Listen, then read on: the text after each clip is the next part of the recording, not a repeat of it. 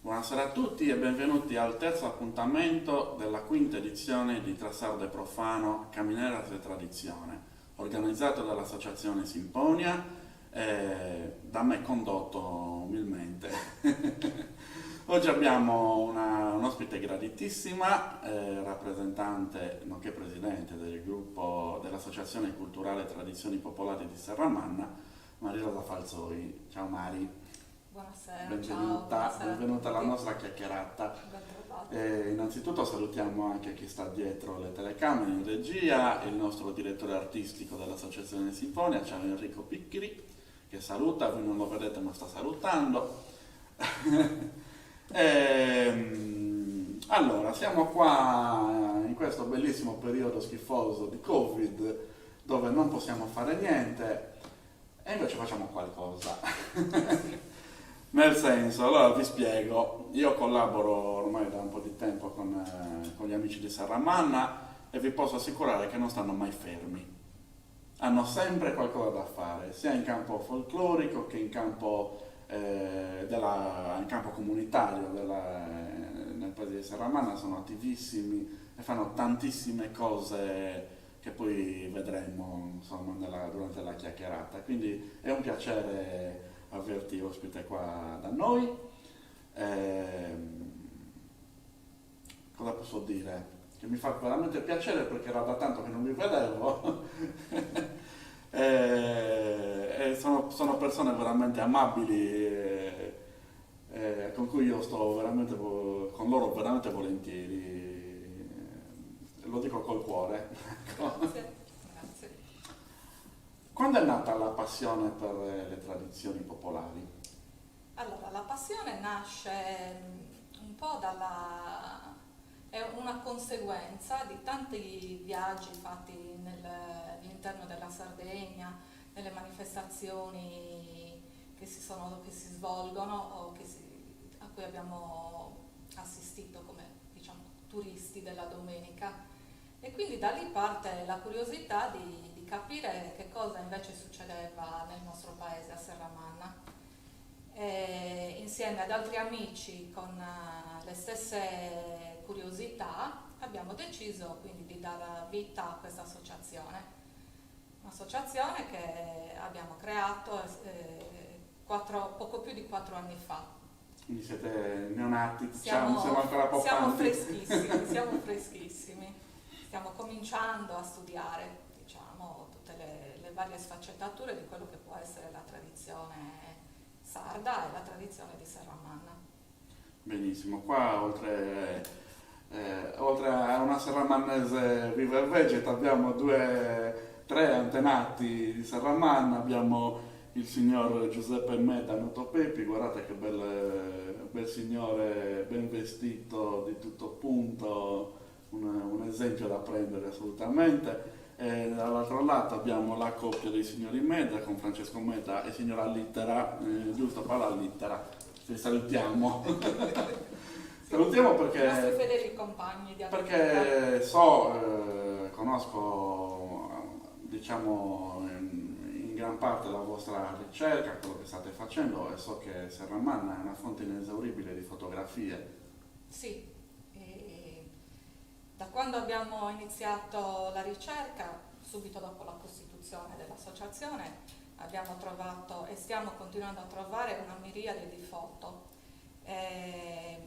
pochissime testimonianze di abbigliamento, pochissimi elementi. Sì, che comunque sono stati trovati. Che comunque abbiamo trovato, però in quanto a fotografie, sia foto come in questo caso di vita vissuta, sia foto di abbigliamento riproposto, che ne so, ai primi degli anni 20 del Novecento, abbiamo un buon bagaglio, diciamo, a cui fare riferimento. Nel frattempo chiedo a Enrico di far vedere la prima tranche di immagini, quelle sulla ricerca e sulle iniziative dell'associazione, così nel frattempo che chiacchieriamo i nostri spettatori potranno vedere un po' di una piccolissima parte del materiale che avete recuperato.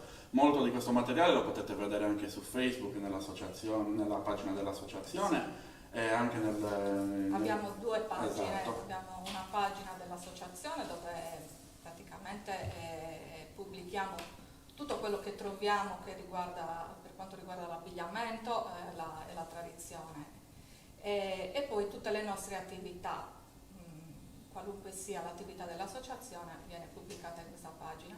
E poi invece abbiamo una pagina, album foto di Serramanna, dove vengono pubblicate tutte le foto che riguardano la storia del paese, perché è talmente tanto il materiale che abbiamo trovato che ci dispiaceva non far conoscere comunque anche altri aspetti della storia nel nostro paese. Stiamo sempre parlando comunque di attimi di vita quotidiana, sì, che comunque sono importanti ci sono per la foto che storia. riguardano la vita nei campi, foto che riguardano come erano le case, i cortili serramannesi, foto che riguardano le vecchie strade, i vecchi rioni, insomma c'è una vastità di materiale per cui riteniamo che sia giusto che tutti ne vengano a conoscenza. Questa è una bella cosa perché torniamo sempre alla parola chiave che sta legando tutti i nostri incontri, che è la parola condivisione.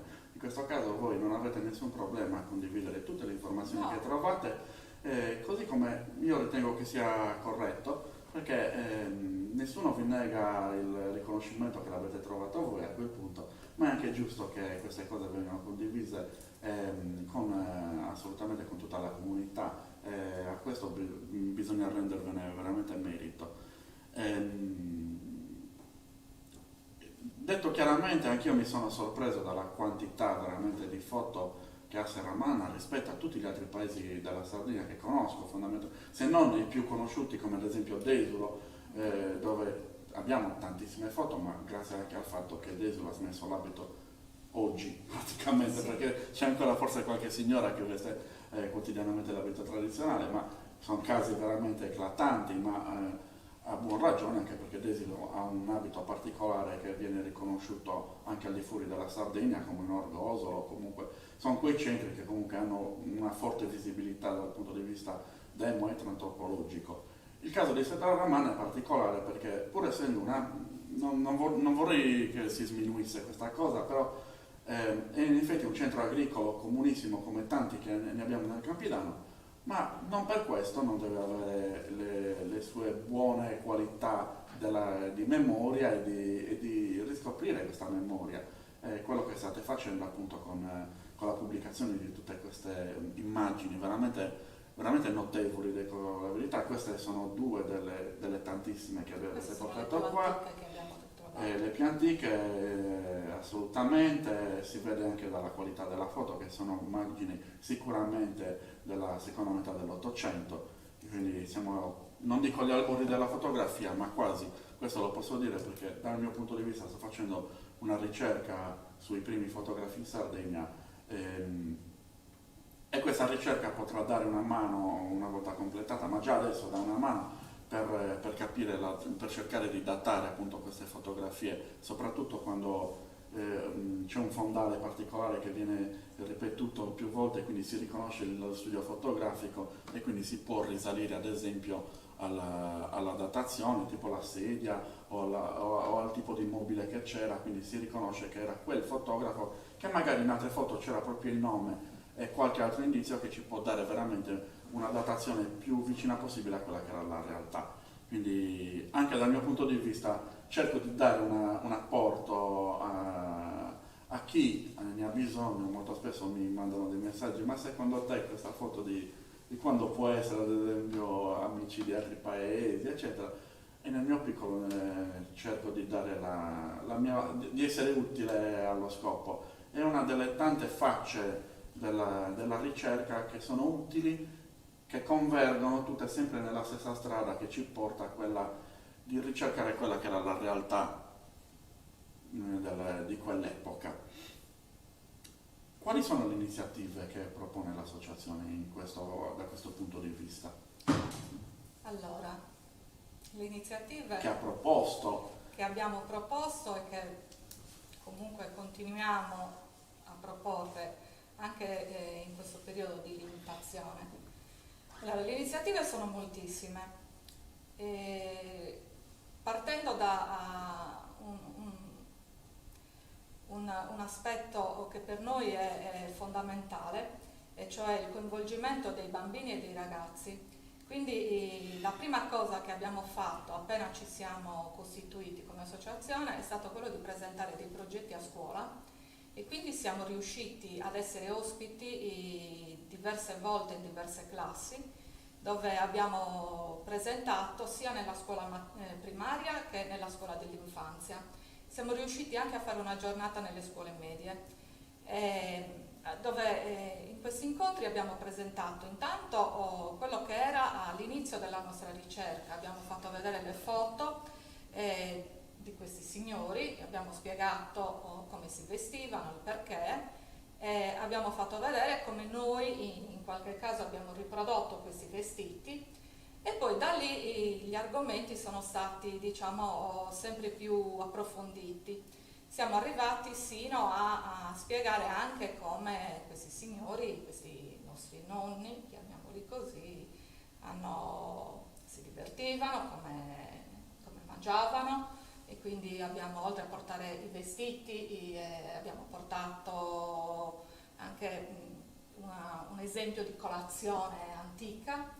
Siamo riusciti a portare come ospite un suonatore di launeddas, e quindi abbiamo cercato di catturare l'attenzione e la curiosità di questi bambini, e insieme alla curiosità dei bambini è arrivata anche la curiosità dei genitori, per cui da quel momento in poi la nostra associazione è cresciuta a dismisura. Siete riusciti a catturare l'attenzione sì, benissimo quella dei bambini, ma soprattutto quella dei grandi, che molto spesso sono più disinteressati a queste cose. Invece anche loro si sono avvicinati, e insieme stiamo facendo un lavoro bellissimo di riscoperta tutti quanti insieme di quello che erano le tradizioni. Per esempio, quando c'erano o ci sono state manifestazioni particolari, noi abbiamo partecipato col nostro laboratorio di Valoretus. Ho partecipato anch'io, Abbiamo mi sono usciti malissimo però. preparato la pasta insieme a questi bambini, abbiamo invitato e coinvolto delle nonne, e tutti insieme abbiamo preparato il Valoretus. La cosa più bella è che i bambini non vedevano l'ora di mangiarli, e quindi li abbiamo anche cucinati e li abbiamo mangiati anche tutti insieme, e questa cosa veniva riproposta periodicamente, perché comunque è un modo di avvicinarsi, e il modo più facile forse di avvicinarsi a quello che è la nostra tradizione. Questa è una cosa che mi piace molto, perché io sono convinto che un'associazione folclorica o un gruppo folk non debba solo sfilare e ballare, ma debba toccare anche altri aspetti che erano quelli veramente della vita quotidiana del passato di quel paese. E la gastronomia è uno di quegli aspetti, assolutamente, così come era il lavoro nei campi, così come era il lavoro degli artigiani. Quindi secondo me state agendo sulla strada corretta, assolutamente. Oltre al fatto che state coinvolgendo appunto gli adolescenti, che è una cosa importantissima, perché se anche uno di questi si appassiona è una vittoria, assolutamente. E da quello che vedo non è uno, ma sono tanti. E noi ne abbiamo parecchi di appassionati, abbiamo anche dei corsi di ballo dove si comincia un po' Avete dei corsi di ballo? a capire, si comincia un po' a capire come ballavano e come si divertivano questi nonni. E poi da lì quindi abbiamo ragazze appassionate al ballo, ma abbiamo scoperto che c'è un bambino in particolare appassionato alla musica e sta andando a lezione di organetto. Bravissimo, che sta veramente crescendo. Una ragazza che ha iniziato anche lei con le lezioni di launeddas, che però ha dovuto interrompere per motivi di studio, però diciamo che piano piano queste cose stanno entrando nella vita di questi ragazzi, e noi siamo ben felici di essere stati Il punto il punto di di partenza, partenza. certo, Sì. certo, assolutamente. No, ho fatto quella domanda scema sul fatto dei corsi di ballo perché io collaboro con l'associazione di Serramanna per quanto riguarda diciamo dei laboratori di ballo che non riguardano esclusivamente il Campi Danese, sono aperti a tutti, Sono aperti a tutti, quindi sì, non sì. riguardano il gruppo folk in particolare. E devo dire che veramente ci sono i bambini che sono bravissimi. Sono C'è una bambina felicissimi, che, io ve lo entusiasti. dico, c'è una bambina che ha imparato il ballo brinco in 2 secondi e io questa cosa non mi capacito veramente. Sono quelle persone che Sì. vorrei picchiare veramente, perché io ci ho messo una vita a imparare. Ma veramente con un'eleganza, cioè più che il passo si impara, è veramente l'eleganza che L'eleganza è un bellissimo hanno. portamento, sì. Merito di chi insegna sicuramente, questo Vero. va bene.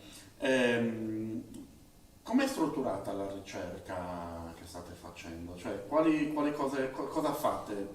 Quali sono gli argomenti che toccate? Cosa andate a cercare? Dove andate a cercare?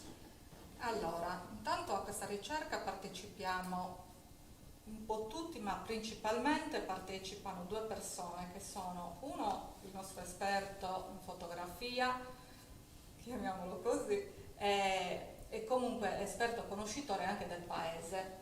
Lui, per via del lavoro che fa, conosce tutto il paese, quindi sa dove andare a cercare. E poi abbiamo un'altra componente della nostra associazione che è la nostra storica, la curiosona dell'associazione, che lei riesce a trovare magari i punti più particolari dove puntare la lente in quel momento. Quindi si va nelle case, che inizialmente è stato un po' un problema perché ti ritrovi questi che ti chiedono se hai foto, se hai abbigliamento antico. A Serramanna l'abito tradizionale è stato smesso molto molto presto e quindi molti non sapendo, quasi non, ci dicevano sì, abbiamo qualche foto, ma non di gente in costume, abbiamo qualche foto, ma sono vestiti normali, ma normali che magari non avevano l'abbigliamento, il costume che si riteneva Quello che si sino all'altro pensava fosse giorno, quello, insomma. come questa signora, che comunque vediamo che lei vestiva in un abbigliamento Perfetto. tradizionale.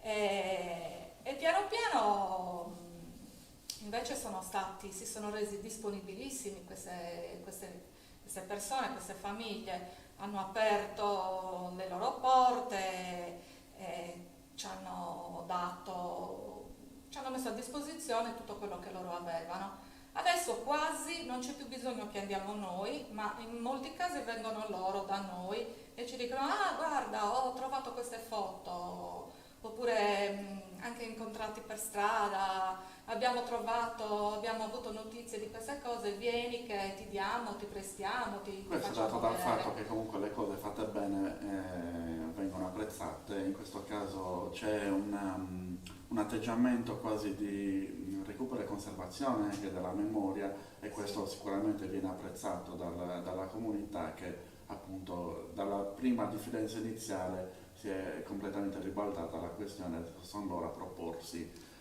quindi è una cosa, vuol dire che il lavoro si sta Sì, facendo anche bene, perché siamo riusciti a assolutamente. far capire che tutto il materiale che troviamo lo mettiamo a disposizione realmente e noi almeno una volta all'anno facciamo una mostra di tutte le foto che abbiamo trovato.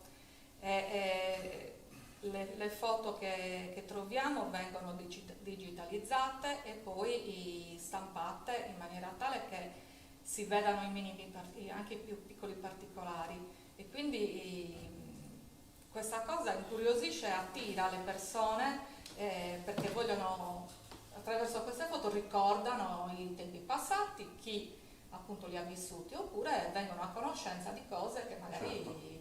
non cioè di vita vissuta E dai poi c'è nonni. l'altra faccia della medaglia che sono utilissimi a voi per poter ricostruire gli abiti. Sì, Facciamo un esempio importante è quello della soprintendenza di Cagliari che sta digitalizzando il suo archivio di lastre fotografiche, pensate ne ha, se non ricordo male, più di 120.000 e ne ha per adesso pubblicato circa 7.000 di cui alcune di fatte a Serramanna Sì, le avete viste sicuramente nella carrellata di foto che sì. sono passate prima, e in alcune di queste foto c'erano delle persone in abito tradizionale molto piccole, Dove siamo molto... riusciti, sì. Però grazie al fatto che la digitalizzazione di queste foto è fatta a pixel elevatissimi, c'è stata la possibilità di ingrandire quelle porzioni e di poter vedere nel miglior modo possibile quelle persone che a prima vista avremmo potuto dire questa non potremo mai ricostruirla perché è troppo lontana. Invece in questo caso ringraziamo anche un ente come la Sovrintendenza di Cagliari che sta facendo questo lavoro importantissimo non solo per l'abbigliamento tradizionale, in questo caso che serve a noi, Certo. ma per quanto riguarda veramente un patrimonio iconografico esagerato. Io parlo per Cagliari e ho visto foto di Cagliari inedite, bellissime, tra cui in una di queste c'era anche un Regateri vestito di tutto punto nel 1907 e probabilmente è una delle ultime persone che ha vestito l'abito tradizionale a Cagliari ed è una delle poche foto fatte a Cagliari fuori da uno studio fotografico con una persona di Cagliari vestita in abito tradizionale che è rarissima, quindi onore al merito alla sovrintendenza e onore al merito anche a voi che avete chiesto alla sovrintendenza queste foto e sono stati ben disposti Sì. a farvele avere. Sì, a farci avere anche l'ingrandimento. Vero, vi hanno dato sì, proprio sì, l'ingrandimento, sì, piccoli è una particolari. cosa assolutamente importante.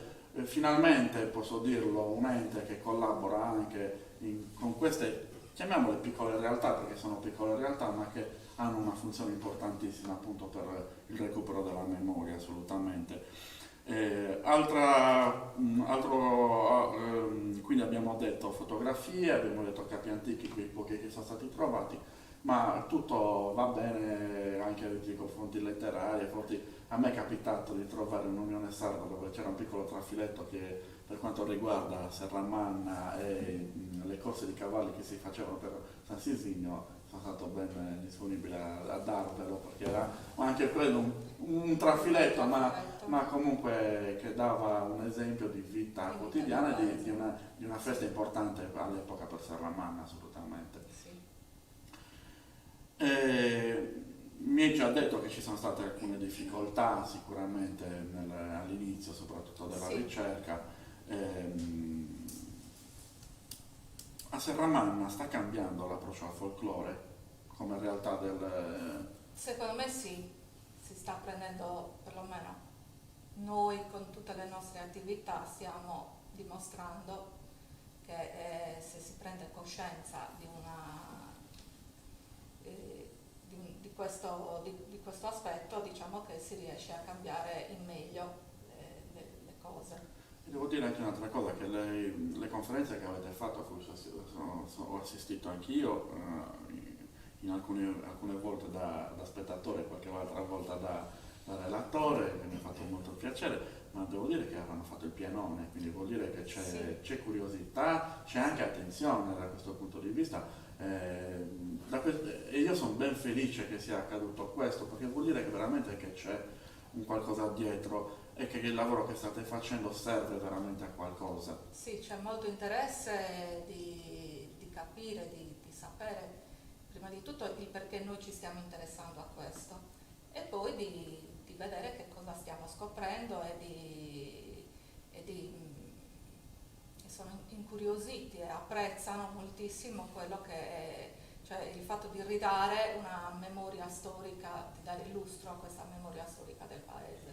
Assolutamente, questo è anche dal mio punto di vista da esterno un'opportunità per Serramanna per farsi conoscere anche al di fuori del paese, Sì, perché grazie a queste cose, queste conferenze hanno permesso di far arrivare a Serramanna anche tante persone interessate all'argomento che venivano dai paesi più disparati sì, del sud Sardegna, bene o male, comunque, sì, che ho visto persone che venivano da San Luri, da Maracalagonis, da Seistura. Io che comunque conosco i vari componenti dei gruppi, delle associazioni, mi rendevo conto che oltre ai serramannesi c'era tanta gente interessata sì, molta e questo ha gente. portato questa gente a conoscere anche il paese di Serramanna, una bellissima chiesa che avete di San Leonardo, con uno dei campanili più alti della Sardegna, una chiesa realizzata in epoca gotico-catalana, se non ricordo male, con uno stile architettonico di quel periodo, una chiesa imponente per il paese, un bellissimo museo di arti sacre che mi avete fatto Sacre, conoscere, bellissimo, quindi anche questi piccoli centri hanno qualcosa da far vedere. Non stiamo parlando solo di carciofi, no? No, Come no, si no. può dire, che è un grande produttore agricolo, Serraman, Però ha veramente tantissima tante storia, cose da tantissima far storia, vedere, sì. assolutamente. Sì. Quindi io non è un consiglio, è un obbligo questo, quando nelle giornate migliori e quando ci sarà anche l'ora legale, quindi sarà un'ora in più, fatevi una bella passeggiata a Serramanna che non ve ne pentirete, ecco, l'ho detto. Perfetto. Soprattutto quando sarà possibile rifarlo, durante il carnevale fanno dei fatti fritti buonissimi. E, come dire, gli associati, i soci della nostra associazione, i soci fondatori, diciamo, abbiamo ognuno un compito e una passione particolare di un aspetto della tradizione, e quindi c'è anche la nostra socia che si occupa della cucina, della tradizione nell'ambito culinario, quindi per carnevale. Io lo posso fritti, dire che le zeppole. 2 chiletti sono colpa vostra, eh. Ah, ecco. Certo.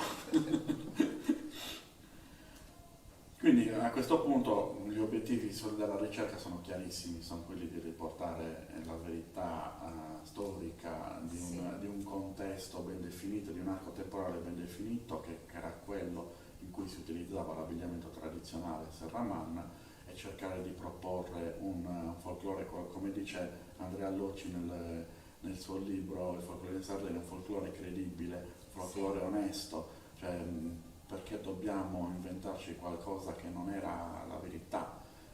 Serramanna ha le sue peculiarità, ha la sua storia di abbigliamento, ed è giusto portare quella storia, non altre storie. Le altre storie ce le hanno gli altri paesi. Io sinceramente è stato il mio filone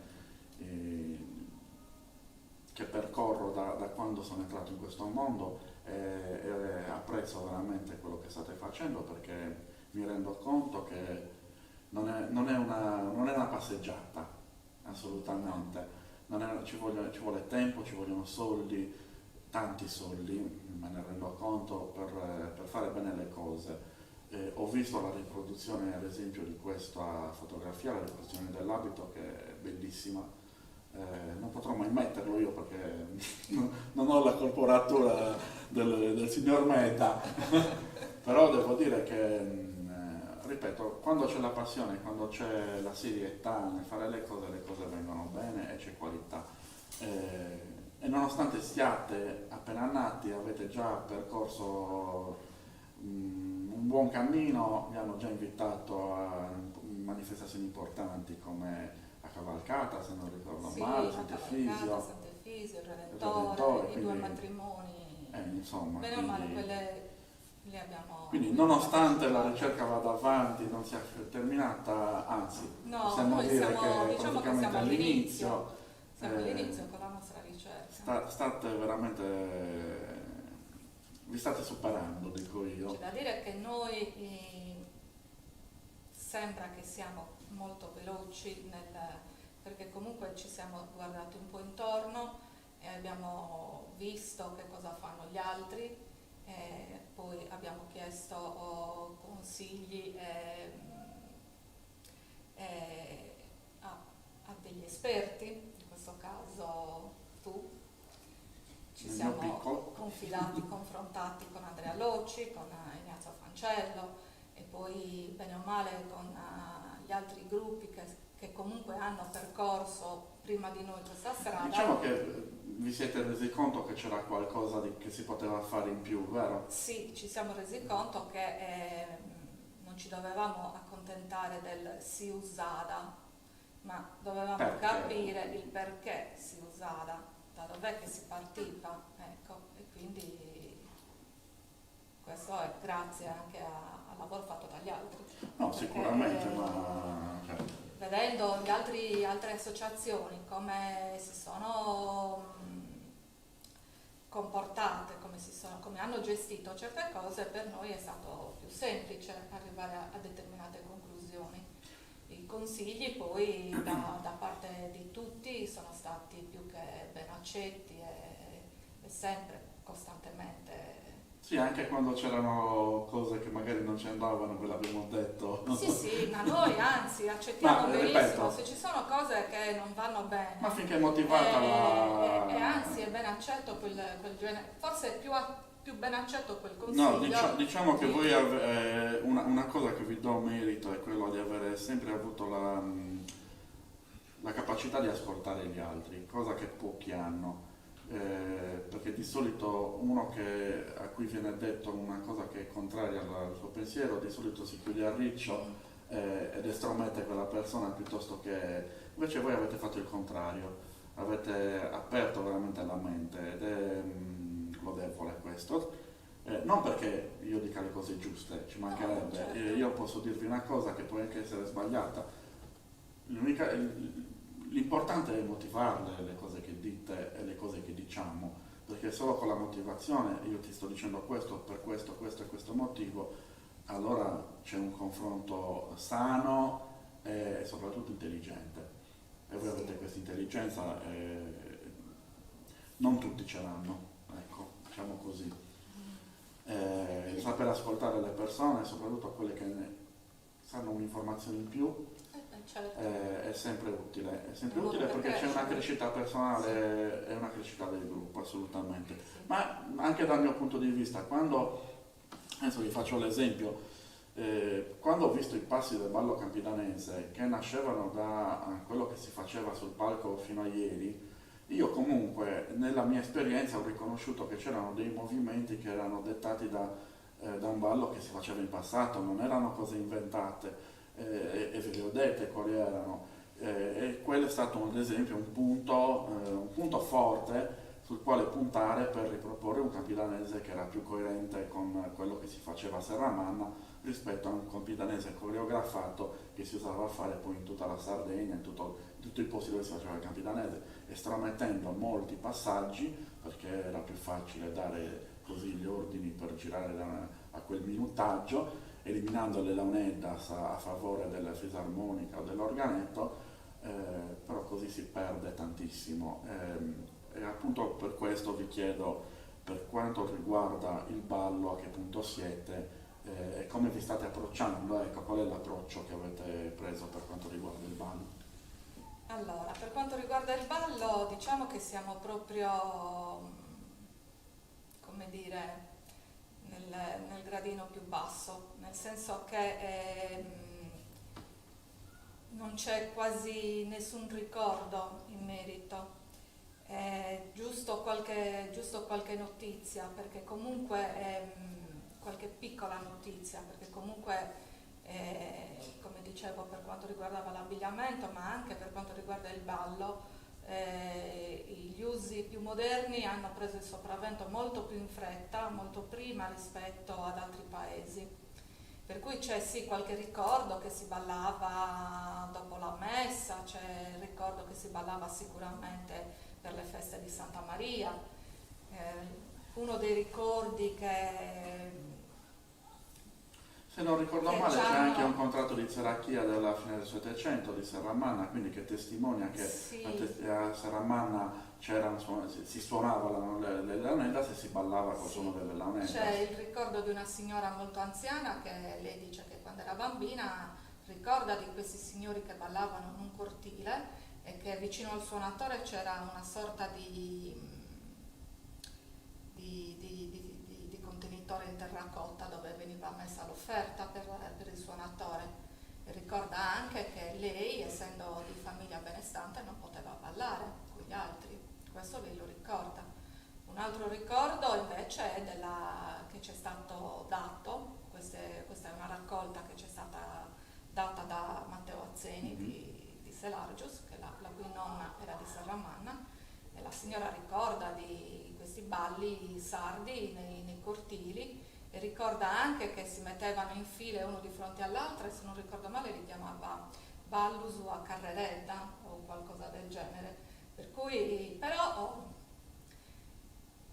da lì a vedere come realmente ballavano, quindi noi quel poco che stiamo facendo, che stiamo cercando di ricostruire, ci stiamo rifacendo a come ballavano un po' nel circondario. Ma sicuramente è la cosa che in questo momento si può fare in attesa che si possa ritrovare qualcos'altro. Certo, certo. Sicuramente come per l'abbigliamento, molto simili, però qualche piccola caratteristica che è già qualche caratteristica, come stavo ricordando prima, c'erano alcuni passaggi che avevano mantenuto anche il nome, come ad esempio su il Pitiliti, che ne parlava un nostro maestro, chiamiamolo così, un signore molto anziano che ha collaborato con noi sino a poco tempo fa, e lui parlava di questi passi un po' strani, un po' velocini, esatto. e quindi passi che spesso dovevano fare soltanto gli uomini.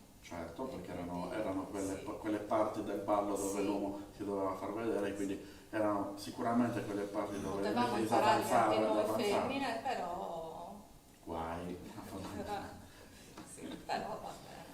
Beh, diciamo che comunque nel caso del ballo state raccogliendo tutte queste informazioni che prima o poi... Siamo un po' più indietro rispetto al resto della ricerca. È normale che sia così, il ballo non è fotografabile, non è... No. Anche se sia una foto del ballo, sia la foto di quel momento del passo, ma non sappiamo gli altri. Una cosa che stiamo facendo con l'associazione Tradizioni Popolari di Serramanna è quella di innanzitutto di studiare la suonata alla UNEDAS, perché quella è importantissima. Se non si conoscono i passaggi della suonata già non riusciamo a fare niente. Quindi questo è un primo inizio. Poi bisogna vedere se a Serramanna si facevano tutti quei passaggi per quanto riguarda il passo, e lì ci sarà la ricerca che ci confermerà o meno le cose. Sicuramente abbiamo dei momenti che conosciamo, come appunto queste avanzate di passo molto veloce, che sappiamo già che probabilmente esistevano. È una cosa troppo particolare per averla inventata lui, sì. Io ripeto che ci sono ormai 25 anni, se non di più, sul ballo. Mi sono reso conto che era un movimento che probabilmente c'era in passato, assolutamente, che noi li chiamiamo Furias, li chiamiamo Champite, magari da lui si chiamava in questo modo, quel tipo particolare di movimento, che magari piaceva a Serramanna, non piaceva a Villasor, non piaceva a San Massi, lo scopriremo, però insomma di riuscire a trovare qualche novità. È sicuramente più difficile, ma non impossibile secondo me. Piano piano, sì, c'è tempo. Adesso siamo a riposo, stiamo riflettendo un attimino. Queste riflessioni porteranno a un sacco di cose, io lo so che voi non vi state mai fermi, non riuscite a stare fermi. Appena si potrà ripartire con la normalità, sì, secondo me farete tante belle cose. Non si può stare fermi, anche perché altrimenti il lavoro che si è fatto sino adesso, non dico che viene dimenticato, no, certo, però diciamo che l'immagine si affievolisce. Ma è come andare in bicicletta, dopo 5 minuti è sempre bello cercare di tenere il contatto sempre con tutti i soci, con tutti i ragazzi, quindi cerchiamo di inventarci qualunque cosa possibile, anche la più banale, che però aiuta a tenere viva l'associazione, certo, anche in questo periodo. È una grossa difficoltà questa, assolutamente, anche perché per quanto riguarda il ballo non ci si può toccare, non ci si può fare, no, senza toccare, senza avere, senza la coppia non si può ballare il ballo. No. Su Sempre Sabita ballava da solo, detto chiaramente, quindi forse saremo gli ultimi a ripartire probabilmente da questo punto di vista, ma i primi a rifare bene le cose. Sono convinto. Bisogna dimagrire un po', parlo per me. Sino che siamo fermi. È difficile. Mentre per quanto riguarda l'abbigliamento, Che tipologia siete riusciti a riprodurre attraverso la ricerca? Allora, per quanto riguarda l'abbigliamento abbiamo ritrovato intanto pochissimi elementi. Di questi elementi abbiamo ritrovato comunque diversi cossus e di diversi colori: nero, azzurro, viola, verde. E abbiamo trovato una camicia da donna molto semplice, due grembiuli, qualche scialle ricamato, quelli di più, forse li tenevano E magari perché piacevano anche... forse perché sì, o forse erano più nuovi, diciamo, rispetto ad altri elementi. Un abito da uomo quasi completo. Questa è una rarità. Sì, e poi degli sciallus da seda, e mi sa che siamo arrivati anche. Però ripeto, grazie anche alle foto siete riusciti. Però grazie a alle foto riprodurre siamo diversi- riusciti diverse le fogge foto, varianti, giusto? tra le foto e questi piccoli pezzi di questi cappi, siamo riusciti un po' a ricostruire qualcosa. E quindi abbiamo capito che domina la gonna d'indianina, la serramanna. C'è in qualche caso, ma rarissime foto dove si vede che c'è la gonna di Bordeaux. Ce n'è una sola, una testimonianza solamente a Serramanna, che però non siamo ancora riusciti a vedere dal vivo. E nelle foto ce ne sono di abbordati. Nelle foto ce n'è qualcuna, Quindi ce n'è comunque qualcuna che stiamo riuscendo ad individuare. C'è una testazione Sì, anche sì, per quanto riguarda qualcuna c'è, però la l'iconografia. maggioranza che abbiamo, nella maggioranza delle foto troviamo che sono gonne o di indianina o... sì, questo è. Poi, vabbè, dalle foto abbiamo riscoperto e riportato in vita un capo dell'abbigliamento che era Subiturulleo, che invece in tutti questi anni era stato completamente dimenticato, che non è altro che un fazzoletto che veniva posto sul petto per nascondere la camicia. Quello che comunemente nella zona di Cagliari si chiama Giovanni Vitturra. Sì, da noi si chiamava Subiturulleo, e quindi un elemento del genere è molto importante. Abbiamo ritenuto importantissimo riproporlo. Importante anche tenere la memoria dei termini con cui chiamavate i pezzi dell'abito, assolutamente, perché poi anche questi variano da paese a paese solitamente, quindi è importante anche la memoria di queste terminologie in lingua sarda. Io chiederei a Enrico adesso di mettere un breve pezzo di video di balli organizzati dall'associazione era gennaio, giusto? Sì, era il 4 di gennaio del 2020. Esatto, proprio Volevamo- pochissimo tempo prima della pandemia, forse era- una delle ultime serate. Era l'inizio di uno dei nostri grandi progetti, e cioè di riportare il ballo tradizionale nelle piazze a Serramanna. Lo vediamo subito, buona visione.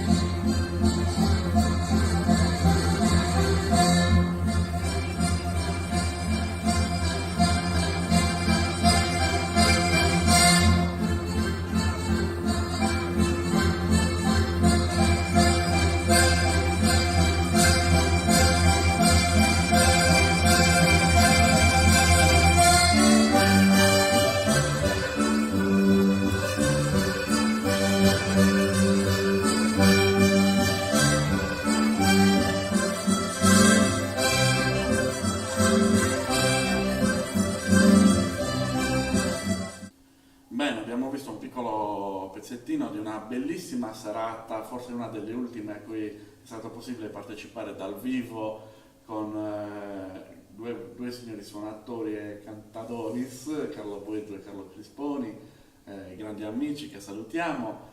Questa è una delle bellissime iniziative che avete fatto fino ad ora e che veramente ha coinvolto la comunità. Da quanto tempo non si ballava a Serramanna in piazza? Non, che io sappia non c'è una data di balli sardi in piazza così, boh, forse prima della seconda guerra mondiale, non ho idea. È vero che Una c'era cosa- tanta gente che veniva da fuori, ma c'era anche tanta gente di Sì. Serramanna che si è incuriosita, vero? Incuriosita e che guardava meravigliata, e lì che abbiamo spiegato che se volevano potevano venire a imparare quel genere di ballo ai nostri corsi.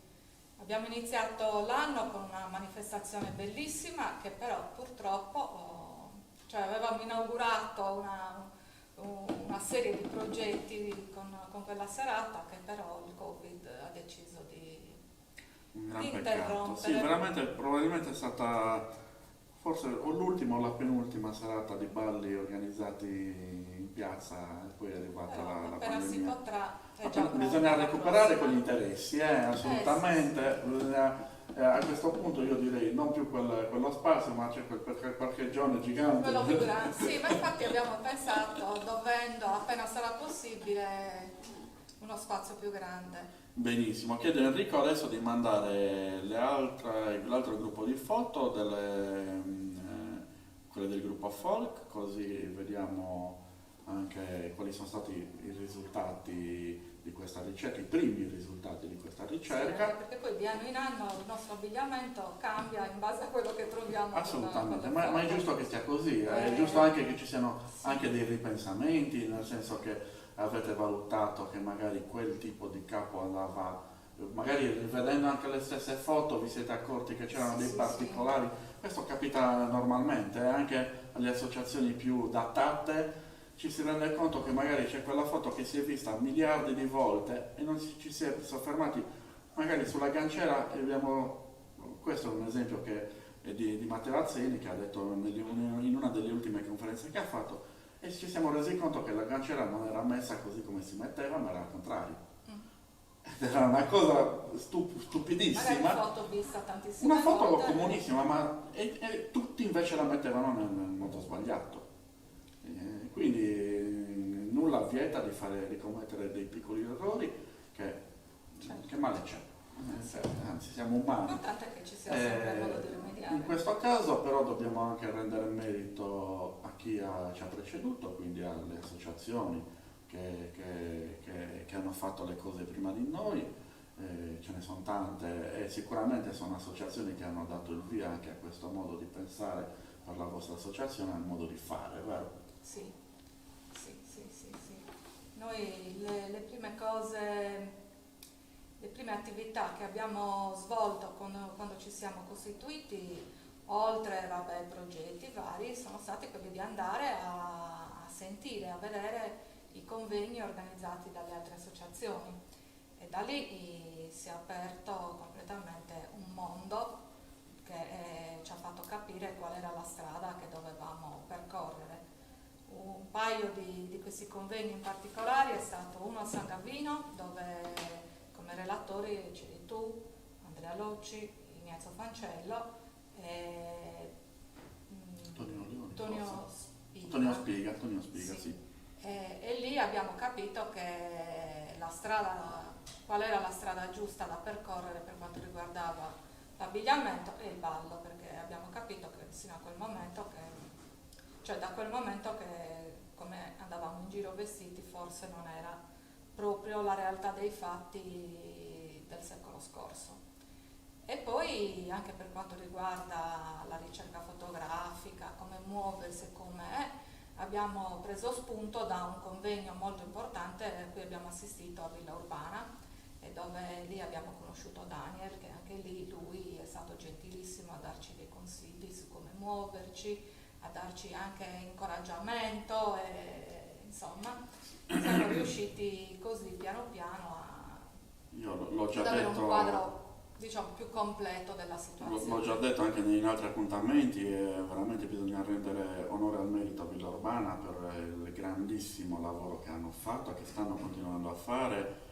Credo che per via del Covid purtroppo anche loro sono fermi, ma hanno in procinto la presentazione del loro lavoro di ricerca pubblicato.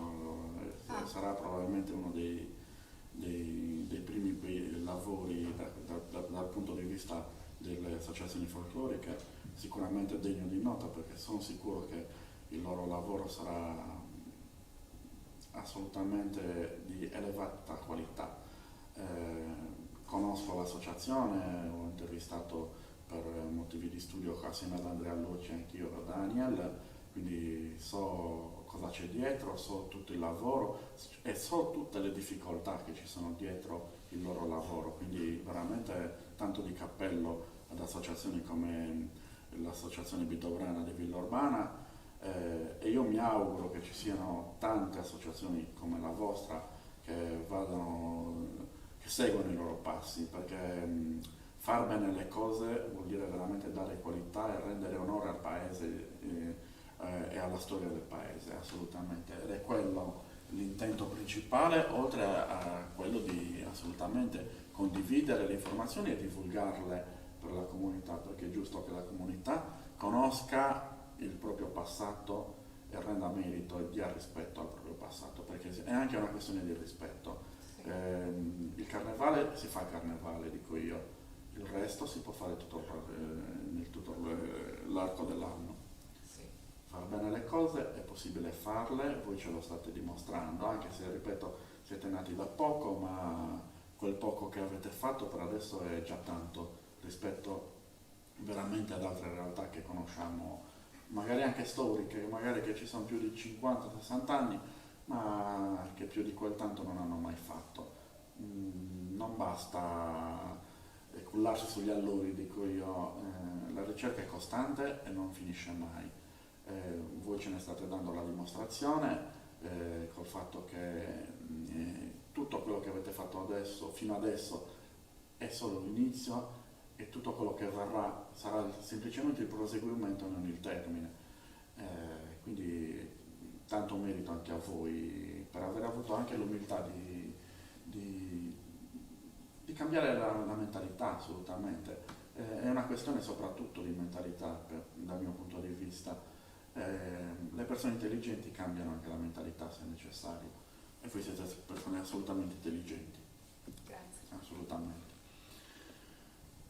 Quali sono gli obiettivi quindi futuri dell'associazione? Li abbiamo appena esplicitati, e quindi anche le prossime iniziative, quindi futuri convegni, Sì, anche future... perché il materiale della ricerca si sta accumulando lì e ha bisogno di prendere aria e quindi... È giusto dare una rinfrescata anche Sì, alla comunità. abbiamo in programma, abbiamo dei progetti, comunque vogliamo far vedere che cos'altro abbiamo scoperto, perché è giusto che sia così.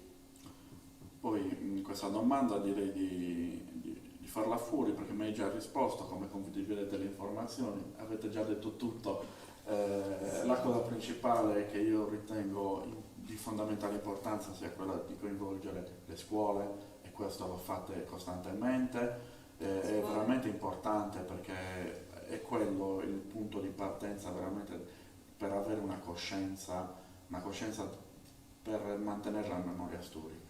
Quelle cose che imparano quei bambini delle medie, delle elementari, sono cose che rimarranno poi in seguito, e anche se poi non si occuperanno di folklore o cose simili, quelle cose se le ricorderanno, perché io per primo mi ricordo le cose che ho fatto alle elementari e che mi sono piaciute. Sì, Se voi le fate in quel modo, i bambini sono attratti da quello che fate, è una grandissima vittoria.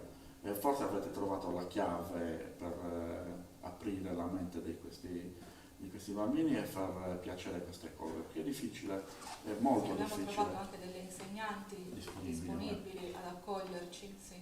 Assolutamente. Ultima domanda, e poi ti lascio libera.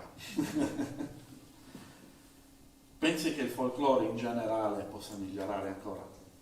Sì, sicuramente sì. Se si continua su questa linea di continuo confronto tra le varie realtà e poi di continuare a dimostrare, a raccontare che cosa era la storia, come venivano affrontate determinate condizioni, situazioni, sì. L'importante è rimanere sempre fedeli a quello che si trova. sono quelle paroline chiave come condivisione, Sì, come mentalità aperta, quello- onestà intellettuale. Cioè che- senza quello io mi rendo conto che senza la condivisione, senza la collaborazione con altre associazioni come la nostra, con più storia dietro, noi non avremmo potuto fare il percorso che stiamo facendo.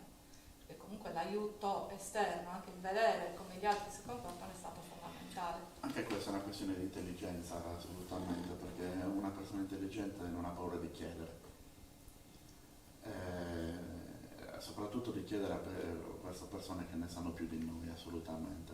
E ce ne sono tante. Bisogna ringraziare la disponibilità Assolutamente. di tutti voi, dico voi in generale, a risponderci, a darci... Io personalmente, ma posso parlare anche a nome di tanti altri nostri amici, lo facciamo ben volentieri perché è una cosa che è una passione, non è un lavoro.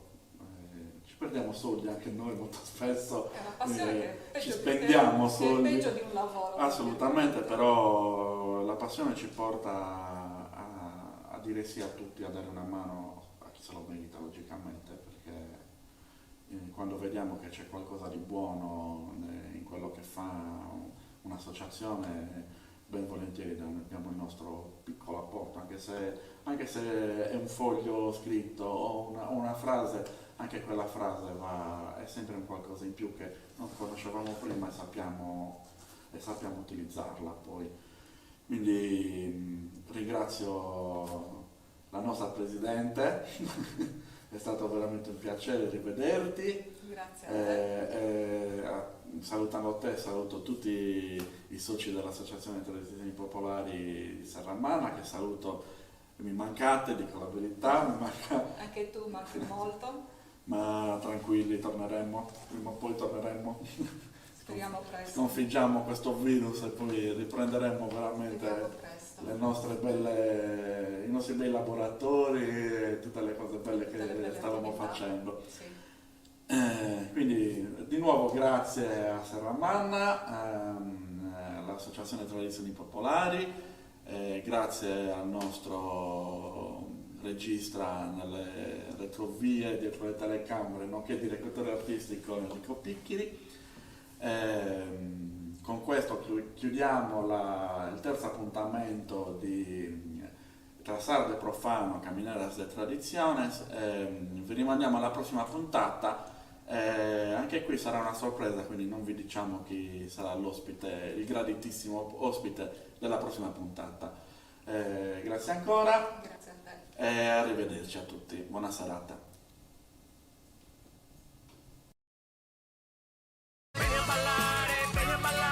Beni a ballare, il nuovo disco di Davide Pudda.